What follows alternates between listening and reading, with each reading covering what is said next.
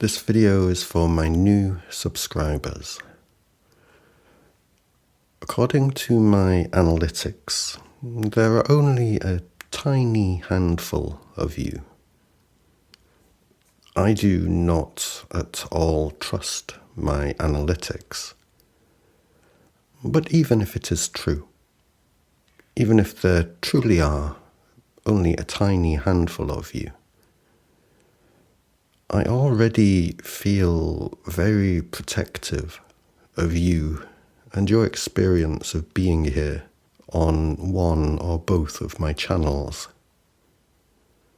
Though I've been making videos that present foundational truth and challenge human culture for 4 years now, it's really only quite recently that I've come to understand how subtly yet effectively my work here is suppressed. I have been accused in the past of being naive, and without doubt, it was an entirely justified accusation. And while I would say my naivety is no longer so acute as it was, I'm sure I still do qualify as being it in all kinds of ways. These days I'm confident enough to assert that every single person in this world is naive. From the young and fresh-faced to the most grizzled and hardened truth seeker, to the most highly positioned industry controller. Naivety comes in all manner of flavors. New subscribers, welcome. Welcome, welcome, welcome. You are very welcome here. And I'm worried about you. Why should I be worried about you? Well, as I say, it's only relatively recently that I have been taking a serious look at the ways in which my work here is suppressed. This has led me to go digging behind the scenes of my channels, taking a look at my reported comments, revisiting past interactions between me and my viewers, as best as this online system will allow me to. And I have felt an increasing invitation to feel heartbroken about the whole business. Now, heartbreak is an important human emotion. If you are an adult who hasn't yet experienced heartbreak, then I'm going to say that you don't yet qualify as being an adult, no matter how old you may be. I don't think for a second that there's a single person listening to me right now that has not experienced heartbreak. It's pretty much one of the most fundamental rites of passage we go through on the way to adulthood. And the very youngest of us can go through it as fully and intensely as anybody.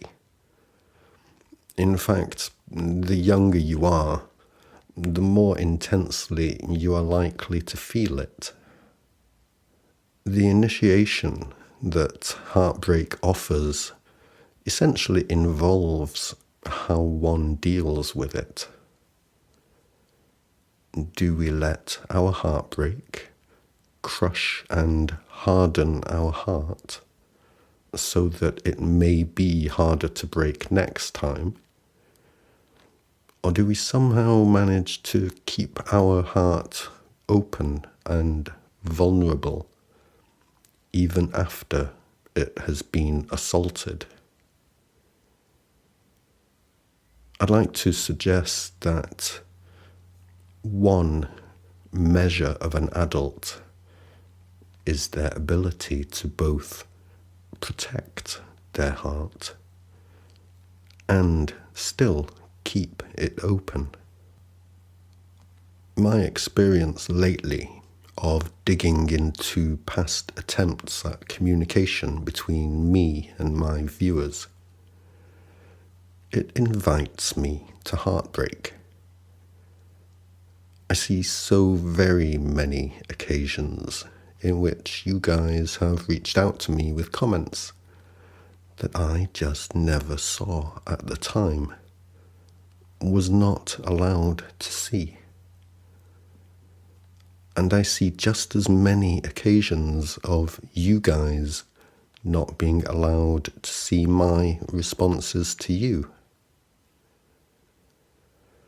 And I cannot help but suspect strongly that even this is only the tip of the iceberg. That just as these occasions were made thoroughly invisible to me when I wasn't looking for them, there remain goodness knows how many occasions that are invisible to me even when I am looking. The experience for me in this over the past 4 years has been that of feeling alone, unheard, rejected, misunderstood, unappreciated, unvalued. And then, when I see how often so many of you have not been allowed to receive any response from me to your attempts to reach out and connect, not being allowed to know that I actually did make a response on those occasions when I was even able to, I understand how it is not at all a one-sided thing. It's not just me being caused to feel alone, unheard, rejected, misunderstood, unappreciated, unvalued here. It's you guys too. And what does this kind of heartbreak lead to? It leads to a simmering kind of mutual resentment. I just hate the idea of these online systems painting me as this aloof man who talks this big talk but somehow thinks he's above the people he's talking to, and so above them that he can't even be bothered to reply to them when they have something to say.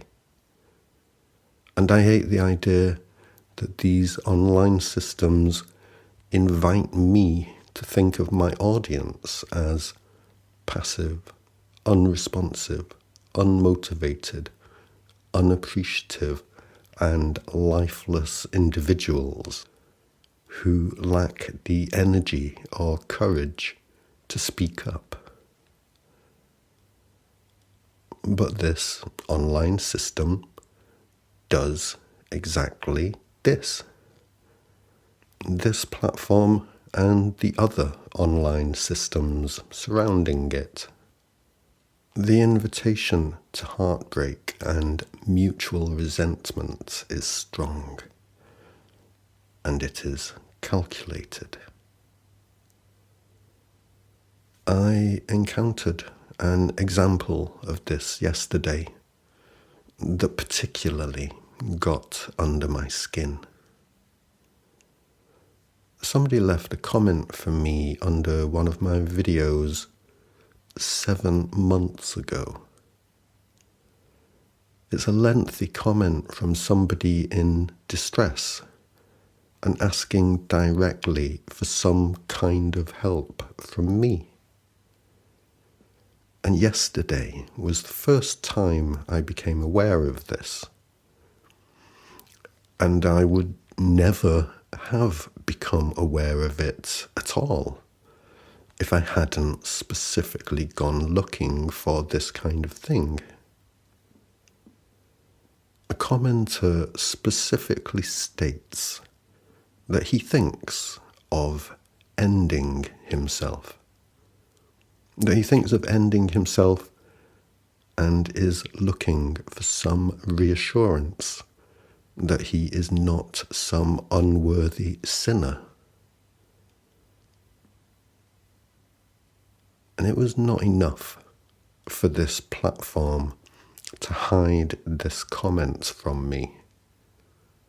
Because even when I do find it, through the sheer will of my own stubbornness, and I compose a response to him that is 7 months overdue, the platform refuses to let me post that reply. I made a screen recording.